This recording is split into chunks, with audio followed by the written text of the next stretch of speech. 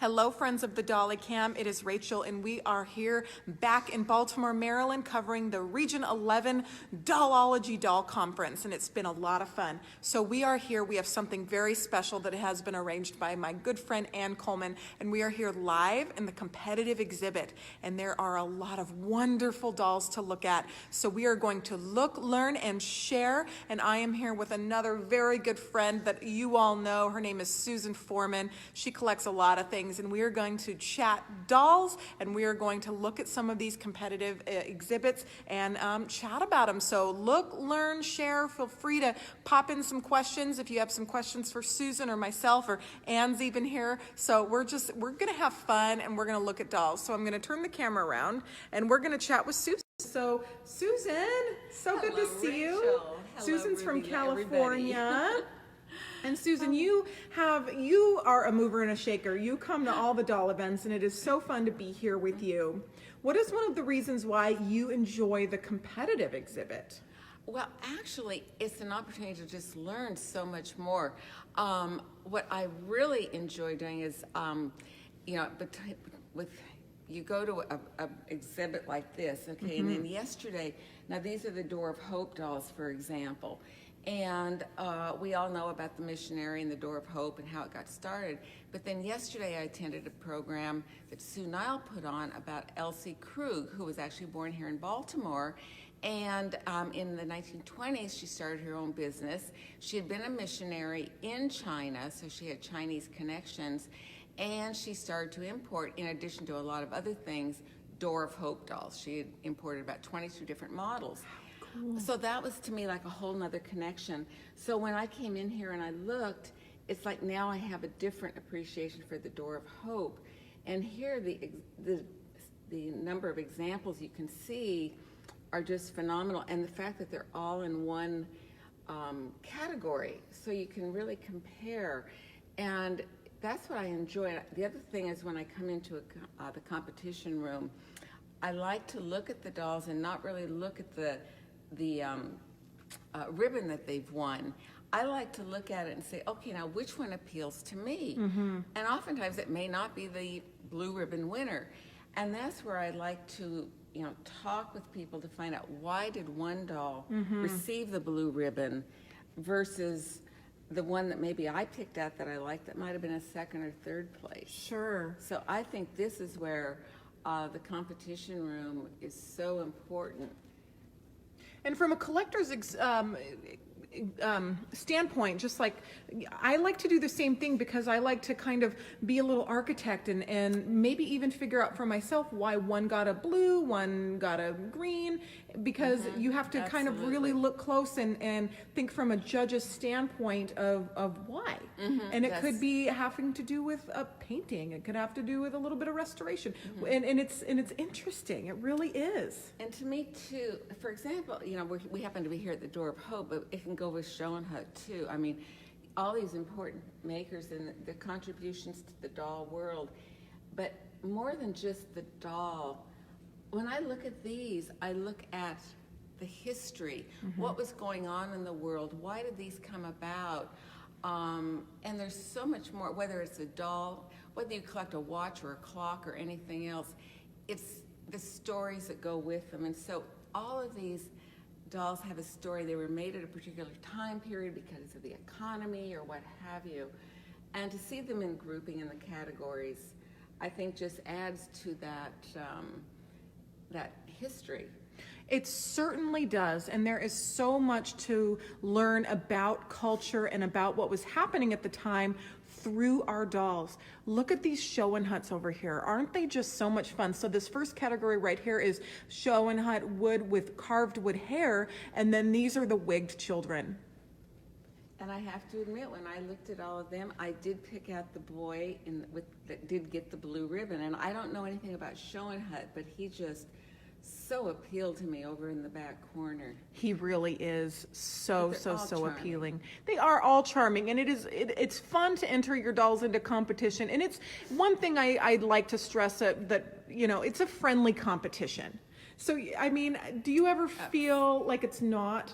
Oh, Because you've absolutely entered not. many dolls. I did, and I entered my little Admiral Dewey. Oh, good. And he got a blue ribbon, Oh, so I might wonderful. add. Oh, how great. But no, it's just fun, and you line up to bring the dolls in, and you see friends, and it's just another Yes. part of coming to these events, whether it's the national or in this case the regional, it's just meeting people, and I mean that's the real fun, and it's all through the love of dolls. It's all through the love of dolls and learning about dolls. So by bringing your dolls to competition, everybody, you can have a friendly competition with friends, and then you can teach people, because to have each one of these little categories is like its own little study. And you can learn about that particular doll. If you guys are just tuning in, we are here live in the competition in Baltimore, Maryland, and we are chatting with collector Susan Foreman, and she entered a couple dolls into competition. Now, Susan, you really like characters. Oh, I love my character dolls. In fact, here in the competition room, there was one doll that in particular that there was no one else competing, so she just has a pink ribbon for appreciation. But the Munich art dolls, oh my gosh, they are absolutely my favorite. I only have two, but I love them, and that was, of course, the beginning of all this character. But as you know, with me, and even in the French, I love my Yes, Jumeau characters. So absolutely. I do like dolls, whether they pout, they scream, they laugh, Right. they cry. Yeah, they have, yes, and that's what we And then love my about other characters. extreme, of course, are the beautiful bebés. I love the early bebés, so that's kind of my specialty. However, a lot of things sneak in that I can justify. We really can, because can it's all justify love. anything. If you like it and it speaks to you, then that's really the only criteria that we have for adding dolls to our collection. So behind me, hello ladies. So there's Ann Coleman. Hi, Diane. Hi. So have you been having a great time? Oh, fabulous time. Fabulous Amazing. time. Now, Diane, you were a judge here in the competitive exhibit, and can you talk to us a little bit about what that experience is like? It's a fabulous experience. It's a learning experience. It's an experience of sharing knowledge between your peers, your friends. Everyone has you can't know everything. So you get together as a group and you take off and you discuss and you learn and you get to see things that are not in your own collections, and fabulous one-of-a-kind dolls, and it's just a fabulous experience. It's a lot of learning, a lot of sharing, and just a great deal of fun. And it's a lot of work. So thank you so much, Anne, for all of the work that you've put into putting this together and arranging everything. It's wonderful, but it's a lot of work. So you're the chairperson. It's a lot of work, It is. but It's a labor of love. It's a labor of love, and the appreciation that this room has received has been amazing. Yes. And we're so happy to be able to share with everybody else some of the experiences that they might have enjoyed in this room. Wonderful. So Susan, come on over with us, because we're going to talk to a couple judges. Hello. And just fine. Can you please introduce yourself to the Dolly Cam? I'm Donnell Dennery, and I'm the former UFDC Chairman of Antique Judges, and I was a judge this year, and I want to welcome everyone. And I wanted to say that when you come to a national or regional, it's an opportunity to share your dolls with others and to learn. For me, the competition room is the heart of an event, because it is so educational to see things that you would never see anywhere else. And I also wanted to tell those that are watching to welcome them, because they perhaps have not been able to come to the regional or a national. I would like to welcome them so that they get a little bit of a view of what's in this very lovely room, and wanted to talk about what the criteria was that we judge antique dolls by. And what that is three factors: rarity, originality, condition, and also age. And age comes in primarily if a category says something like pre-1910 or post-1920, but age is also considered a little bit when you're thinking about condition, because obviously a doll from 1860 compared to a doll from, say, 1920, you would expect that the condition would be a little bit different. So age comes in a little bit as you're considering condition. And I thought today maybe we'd walk over to the all bisques and I'd point out some things about the all bisques and how we judge. That sounds like a idea, because I'm turning the camera around so we can see you guys are here with us, we're here with you, and we're live in the Dolly Cam in the competitive exhibit. So we're gonna go look, learn, and share. So share the videos and you can ask questions. We're here with the judges. Anything you want to ask, nothing is off limits, right, ladies? Yep. Okay, so we're gonna turn around and go look at some all bisques. Now, Donnell, how long have you been judging? I believe I've been judging about 15 years. Okay. And it's a wonderful experience, and I'm so proud of Diane because this was her first time formally as a judge, and she Go, did a Diane. fabulous Thank you. job. Thank She you. was a captain, thrown in as a captain the first time. Wow. So she did a fabulous job. It takes many hours too. How long was the judging process? The judging process in my categories was probably the good 2 hours Yeah. that we had to, and we actually went over that because we look at each doll individually and we judge it and compare it onto the table, and we have discussions about them. So we do take a lot of time in choosing our dolls. Yeah, and it's a serious process. We had 7. Categories? You had 7. We had 7. Well, to do that within 2 hours, that's a A lot. major. That Yes, is Right. major. Yes, it's an Because you undertaking, can't but just it's a smack the wonderful- blue ribbon on. You have to have some justification. Absolutely, and that So- goes back to that rarity, originality, and condition. And the first thing that we do, and we'll use this little category here, 48, it's advertising. And the first thing we do as judges is we walk up and we read the category description. The one that Rachel is actually filming is category 47, molded military uniform, complete or partial, excludes dolls over 10 inches Okay. and no reproductions. So what the judges do, they walk up to the category, they make sure they're familiar with exactly what this reads. Then they look and they say, okay, do I have anything over 10 inches? Nope, no, nothing over 10 inches. Do I have any reproductions? And as an experienced all-bisque person, I know we don't.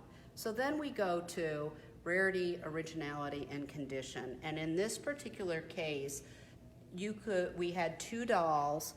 The doll in the back with a blue cap was a little bit rarer in his molding than the one in the front, but you're considering 3 things: rarity, originality, and condition. And the condition was a little bit better on the one in front. They're exactly the same doll, so they were exactly the same as far as rarity of the mold. And so in this particular case, rarity is usually the tiebreaker. And in this case, because this had the better condition and this was rare, so they each had things that bubbled to the top, we couldn't break the tie, so we gave them both a blue. So I see a lot of multiples of ribbons. So I see a lot of first places. Now, for some people, is that a problem? I don't think it is, and what it is the way the UFDC rules are written. If you have multiple dolls in the category, you need to have a first place, a second place, a third place, a fourth place, and you can have ties. Okay. You cannot skip from first place to fourth place and not give a second and third. And in this particular category here, which were little Kessners, excludes dolls over 10 inches, we had a wonderful variety of dolls. And one in particular that I wanted to point out was this little girl right here. She has a crepe paper outfit. And while she is a fairly common doll, the one in back that got the blue was the rarest and looked like she had an outfit that could possibly have been original, and her condition was great. So she had all 3 things. So she had rarity, condition, and originality. What this little girl had was she wasn't rare, but her condition was wonderful, and That her crepe originality. paper is so easy to disintegrate. How did that ever survive? So that was why she got a second, as well as this little girl here, who again is a more common mold, but again had a very, very nice outfit. Not that the others didn't have nice outfits, but this looked like it could have been an original outfit, or correct at least to the period. if we go over to this next one, which is Max and Moritz by any category, you might say, how do you break the tie there? But this particular little guy, he had molded clothing, which is a rare item than the guy who you put on clothes. And so he got the blue, where the little guy behind him got the red, but they are just precious. Oh, he just very precious. He's streaking. Little- He's having little so much mischief fun. makers. Yes. If you guys are just tuning in, we are here live in the competitive exhibit with Dolly friends and judges. Hi, Denise. Hi, Rachel. Hi. So we're here with some wonderful ladies, and this is such an opportunity, you guys. We have never been able to get this close and have this much interaction in a competitive exhibit. So thank you so much. How about It's I so show great you to be here. One more yes. thing. Oh, And Googlies. that's in the Googlies. And these have side glance saying molded or painted or glass eyes. And again, under 10 inches. Again, we looked. They were all under 10 inches. But I wanted to point out this one that got the blue and back.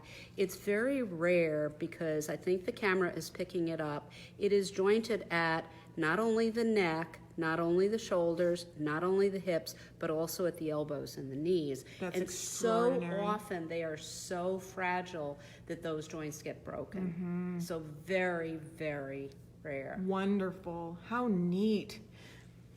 I always pronounce this wrong, but this is the Défouseau. I think I said it right. Such a wonderful category of dolls. They're just fantastic. Now, this one doesn't even look like a Défouseau. And I didn't judge this, and I think I would have to ask Anne, because I don't know very much about these particular dolls, but I do know that these two are very unusual. Are they unusual? No, actually, the one, She is more common? she's very, quite This is common. what the Quite Défouseau common. looks like. And this is the one we all recognize as a Yes. Défouseau, where this one we don't That, see. that one you don't see as much, but the one in the red in the back, I have not seen. That's So an interesting. amazing mold. I have a question. As far as the judges that are doing the judging, do they have a previous expertise in the particular area that they're given to judge? Or, I mean, it must require a number of years to become Well, a we judge. have a whole program in UFDC, which, Oh, I know. which Diane has just gone Thank you, Diane, for through. doing that because we need judges. Especially in the category she's in, because she's doing the early dolls, and we have a great shortage of judges in that area. Great program. But there's a wonderful program, a wonderful apprentice judge program that in Doll News, it gets publicized. People apply to it. Anne previously was one of the chairmen. It's a of- two-year course. Yes. Oh, my goodness. It's a 2-year course with coursework, and they're evaluated by the judging teams. And you have certain expertise. And then myself, as I was the chairman of judges, I had a big spreadsheet that had all the judges and then what their primary and secondary expertises were. So when I would put together teams, then I would look at the list of the categories and then assign judging teams based on the experience that they had. I see. Okay. 'cause That's it's- why when I said Défouseau, I went, Because it's don't really know a lot. There's such a vast range. it is. Yes. It is. Uh-huh. And we try to have, you can never know everything. And another thing I wanted to mention was, when we judge, we're only judging against what's on the table. Correct. We are not judging against a standard of excellence. We are judging the dolls against each other on the table. It is absolutely impossible with the breadth of doll collecting to know everything about a category. And we all have to remember that it is in the opinion of the judges. And it's very, very difficult sometimes, especially to know what is exactly the rarest of the dolls. And, you know, the judges try to come in when the exhibitors come in to see the ribbons, and you get a lot, oh, great, I got a ribbon. And then occasionally, and when I was chairman, I hung in the room, because you get somebody who runs from the room crying, and you want to catch them, because you know what? The doll is part of them. It's what what they love, especially in the costume by exhibitor, because they've put their heart and soul Right. into that outfit. You're bearing your soul when you put it out there, Absolutely. especially for people to And if I judge. could interject, one of the things that you need to remember as an entrant is just because it didn't get a Right, blue ribbon or a absolutely. red ribbon or whatever ribbon, It one might next time. it might next time. Right. Because it's the opinion of the judges and what's on the table. Yeah, It is not exactly. an exact science. It No. isn't. And No. hopefully it's a learning experience Right. for you, the And that's, exhibitor. Yeah. right, that's really the whole point, right? For us all to learn and to find out. And it's just, you're doing a service to the doll community by entering a doll. Well, you Well, know, we the know other- we're doing a service even beyond the doll community. But you know, the other fun thing is you look at the categories that are gonna be, you know, in the competition, then you look at your own collection and you really look at your collection. And you kind of reintroduce yourself to your dolls or vice versa. And then you bring some, so it's really fun. I mean, it's like a continuing thing. And to just be a part of it. And Yeah. so I have very little experience. This is only my second competition room. I saw one in National about 6 years ago and this one. And it's very interesting listening to talking about rarity, originality, and condition, because I don't think I really thought too much about that. I was thinking more about what I kind of liked in my doll. I mean, I did a little bit of that, some of that thoughts, but it's very interesting listening to that, because if I do this again, I'll keep that more in mind about trying to promote those items. But a lot of it had to do with what I thought, I think this is a good doll. Oh, yeah, absolutely. And you know, often we'll say, in a perfect world of antique dolls, you would walk up to a doll and say, that looks like it came out of its original package. I love that doll, At, by the way. at the showroom. And that would, because that would be its condition and originality, 2 of the 3. The other thing I wanted to mention from an educational standpoint is we've gone to having educational notes. And these at National have Miss Unity on them, and I think it was very nice that this regional used their logo. And these notes are used in 2 ways. And we changed this a few years ago because these used to be disqualification notes. So it was like the kiss of death. If you saw that note sitting next to your doll, it was a real embarrassment. So what we did is we went to making these educational notes. And what these are used for, if a doll did not fit the category and could not be judged, we leave a note for the applicant telling them why it couldn't be judged. And now on our form, if the exhibitor tells us we can move a doll, if there is a category to move the doll to, and they don't already have a doll in that category, the chairman of the room is the only one who can move the doll, because the Has sticky paperwork fingers to be able to move it. paperwork That's trail nice. That's, it's has to helping go each other with out, it. though. Because Yeah, it's, that's it's nice. absolutely so awful to bring a doll and then have it not be judged. Yeah. So if we can move it, it gets moved by Yeah. the chairperson. But if there wasn't a place to put them, or the applicant already had a doll in the category it should go to, then they get an educational note that tells them your doll couldn't be judged for these particular reasons, and it's a lovely doll, bring it back again if there's a category. Or we use these notes to tell the exhibitor something. And I have to almost use Diane as an example. She has a lovely china that she didn't know who the maker was. So on her little index card, she put unknown maker, because the person who sold it to her said it was not known. And these 3x5 cards are extremely, extremely important for an exhibitor to make out, because we do not pick up and examine every doll and paw through every doll. Only the captain can touch a doll with gloves on. And the only time we really pick them up is if we're trying to, like with the all best, if they have to be jointed and I can't tell if they're jointed or not, I may have to pick it up to see. So leaving these cards will tell us sometimes rarity features that we would not see with the naked eye as we examined every doll. because when we go through the category, first we make sure everybody fits the category, and then we pick up every card by every doll and talk about every doll on the table before we come to a judging discussion. So in Diane's case, she didn't know the maker of her china, so the judge left her a note and told her who the maker was. Which all brings back to what this is really all about, is education and a positive learning, and we're doing it Yeah. together. And what fun is that? Yes. And I have to tell this one story because to me this was the greatest story. About 3 years ago, and I can't even remember where we were at National, there was a doll in the French Bébé category.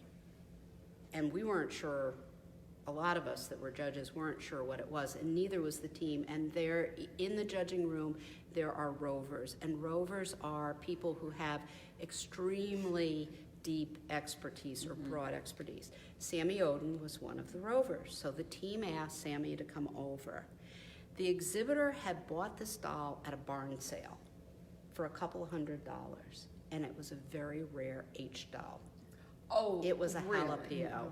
Excuse me, let me. I know, exactly. Oxygen, please. Yes. Oh, And yes. Sammy knew that, and Yes. the H was so faint in the back, you could hardly see it. But an H was there, so. An H was there. Now, and he said, now this isn't one of the $50,000 jalapenos. This is probably maybe a $10,000 jalapeno. So he wrote a note to the gal and told her that she had this very rare H doll. And one of the things that was rare about it was evidently they were not high quality bodies that were put on these dolls. And often the body got swapped out. This one had its original body. Wonderful. Talk about Again, education. learning. And that gal was so thrilled really made when her she day. read that card. So it's such an educational thing. So Well, it's, I will do tell you not right- be afraid. I will tell you, Rachel, that I had a number of inquiries from people who thought they had a doll to enter. And I said, please enter it, even though you aren't sure about it, because this is a golden opportunity with 270 pairs of eyes looking at these dolls in this competitive exhibit room. Somebody is perhaps going to be able to answer your Yes, question. absolutely. And then even beyond the judges. Right. So speaking of judging, we have a couple judges here. We have Denise and we have Diane, and I would love it if you guys had a moment to show us a couple of the categories that you guys judged and explain a little bit about what happened, how it went. Absolutely, sure. Yeah, where do you want to start? Diane, do you want to start? We're kind of on that side. Okay. So if you guys are here with us, we are having a wonderful private chat in the doll competition room, and we are talking with the doll competition room chairman, Ann Coleman. We are here with some judges, and this is an opportunity for you guys to understand fully what happens, how judging works, so maybe that you can participate, or if you want to become a judge, you can do that too, and you can enter the program and do it as well. So there's a lot of opportunity here. So we are here with Diane, and she judged a couple categories. Couple of categories. We judged the wooden, I judged the Door of Hope, down to some show and huts. And here, which actually was one of my favorite, I'll pick my favorite category to judge, which is the Door of Hope Mission Dolls. And here we have some fabulous dolls. Entries. Fabulous entries. We have the babies in buntings. Those are just phenomenal. Phenomenal. And we have the Almas, which we have 3. And funny as it be, they're all in the same color costumes, and they were fabulous. Some being earlier, which are the wrapped hands, and the later being the wooden hands. That's why you can see on this table here that out of the 3 dolls, this one placed second. Comparative to the other 2 who are just as wonderful. This doll's just a little earlier. So that's that's just part of judging and part of explaining to people on the table that these are all perfectly wonderful dolls. It's just sometimes period will bring you to a different level of a ribbon. These babies in the buntings are actually fabulous, and they're much rarer than anything on the table. So this one took first, being just a little bit older and a little bit more original taking first place. This wonderful, wonderful adult lady in the back with her elaborate headpiece there and her silk outfit, which is just fabulous. She also tied first for originality. She's older. She's got the wrapped hands and bound feet. Wonderful. So we have, and then obviously we have our little kindergarten child with their little, if you notice here, they wear those little cat slippers and they're just fabulous. Look at those cat slippers. Look I at those cat cannot with those slippers. cat slippers. Oh, I need a Yep, pair. Yep, and then, we have, this fabulous gentleman. So this is a spectacular category, and also this peasant woman in the back that's just also very fabulous and early. Now, Diane, what about the Door of Hope dolls? When you very first started learning about them, what struck you that you just said, "Oh my gosh, I love these"? It's the mission. It's taking, the young girls and taking them off the street and teaching them to sew and teaching them and getting them out of the life that they were living, and then producing such fabulous work, yeah. and the talent and just the depicting of these dolls of the true life of, and they're just so to what they lived, and they're just fabulous. So I think it was the mission, Right. and The story that they story tell. behind them makes them so extraordinary, and that's what draws me to just loving this category.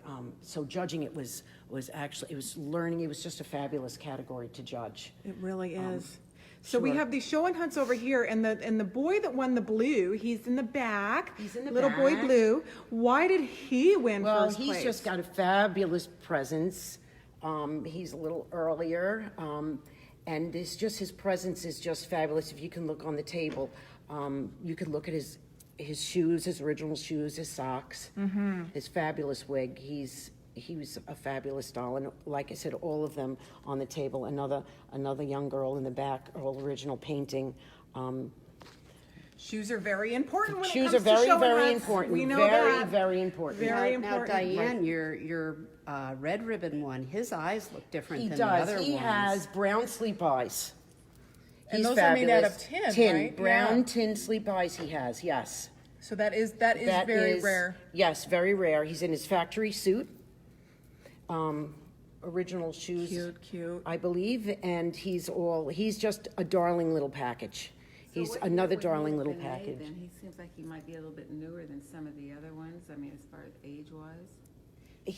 He is a little later, He is, but his whole, his sleep tin eyes put him in a different category compared to the rest of the table.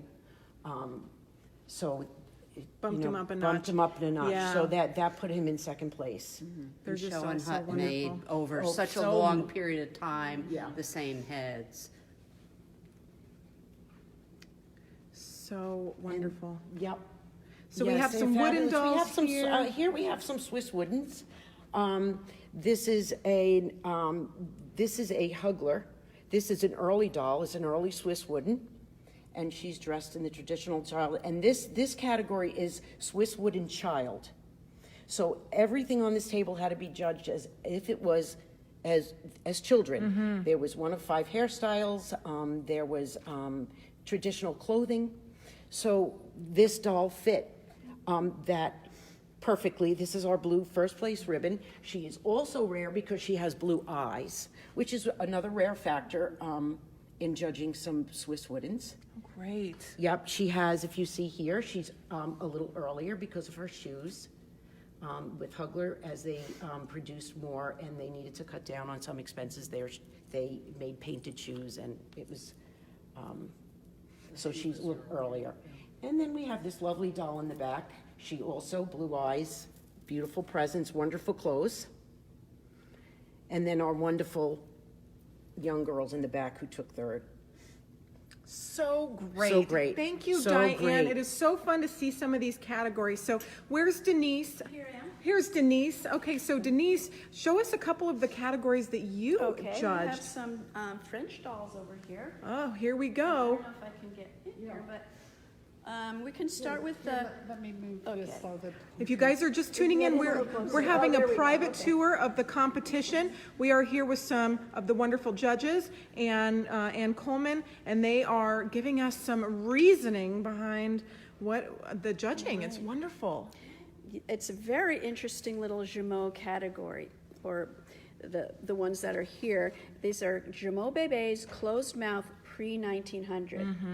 So when you first look at it, you think of originality. And we have this little girl over here who just head to toe is just like she came out of the shop. And I mean, she she's- is all original. Yes. She's phenomenal. Yes, look at her shoes. I mean the shoes. You just want to. Oh, I Right. can't. And the And plus her hat. tiny little size is Yeah. pretty interesting. And yet we have this one over here, which is the black complected doll, and Who's just with the gorgeous. tet face. And so as far as rarity, then she comes into play. Don't know that she's original in her clothing. She's very appropriately dressed. But they sort of they balance off. They sort, one has, when all things are equal, then one, Right. But we couldn't decide. Yeah. Which came how out. can you? It's Yes, so hard. on top with that. This little girl is a Jumeau, and there's a little story. She was in this category because she's a Donnell model, which this is also. This Donnell worked for Jumeau.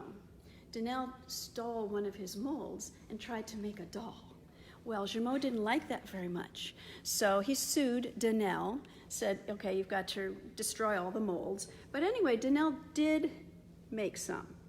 So this actually, though, after Jumeau won his suit, he started making these. So he tweaked the mold a little. Look at that. And look at her nose. You can tell this You little, can tell. that little pointy little nose that is so perfect. What a And fun so doll.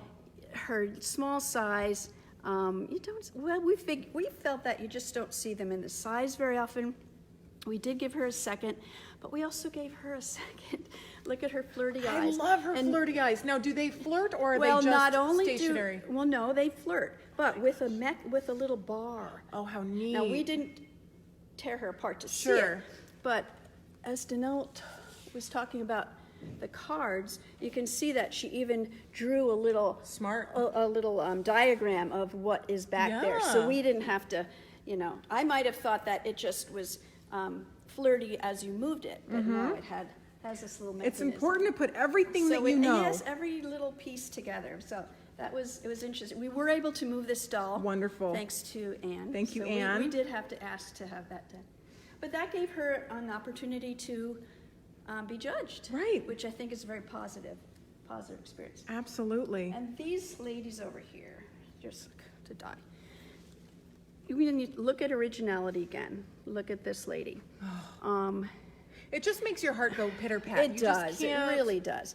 And yet 12 inches, that's, usually they're 15 or 17 inch, and tiny little size, very sweet, very beautiful. But this doll also is original, and she has, look at that little, what'd you say, EJ head, which you can see that on a Yeah, you bébé, can. can't you? This is the exact same mold, the exact Wow. same head, but it's proportioned for Right. the fashion, which you don't see Yeah, very you don't often. see. So rarity. Also, she also has her original comb.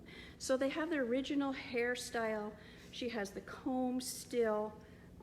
So it was hard That's to so rare. give one a blue over the other. And then we felt that this lady it's an FG, was not as rare, and also redressed probably. Right. Or, I don't know, Beautifully, there's but not yeah. a card with it, so we don't have all the information about her. Now, Denise, did you judge these brews? We did. Okay, so look at the bruise, and then and you try not to be so biased. But so this category is not just bruise; it's French bébé other than Jumeau, closed mouth, pre-1900. So we look at this, all original. Plus her body type is older than these two. She's got that transition kid body with her bisque arms. And and these have the chevreau body with the wooden legs. And they're also beautiful. And this, we learned something about this. So this is the Donnell Paris Bébé. And we didn't really know how rare it was. We were sort of, I don't know, we gave her a third. Yeah. And we kind of learned later, which is good too, we all learned something, that she's probably more rare than these Bébé Jaunes. And another way we knew about this one, they're marked differently, and you have to know how they're marked. This one, Donnell had incised Paris Bébé into the back of the head, and this one is stamped. Jumeau stamped it in red. And this one has an Eiffel Tower on her body, I believe. So we don't, you know, Yeah, you don't take them unclothe apart, or but- anything. yeah. And it does help to say as much as you can. On the cards. Yes, in the card. Oh, how neat. So this was just such an opportunity, and we're going to be coming back on again with the judges again later tonight, but thank you guys so much for being Thank you, here. Rachel. This Thank is, you. I'm This is panning the room so we can, and then we're going to it around so we can go back. But these women, they want to invite you to participate. This is an invitation, right, ladies? Absolutely. That's right. So if you've ever been nervous to enter a doll, if you've ever been nervous to inquire about judging, don't be, right? No, it's fun. It's fun. It's It's fun. an opportunity to share. Yes. And when you have something wonderful, the second greatest gift to having it is what? Sharing it with the world, right? Absolutely. Thank you guys so much. And we're going to be back on a little bit later, but it was such a treat to be here with you. Thank you again. Thank you. All right. Bye-bye.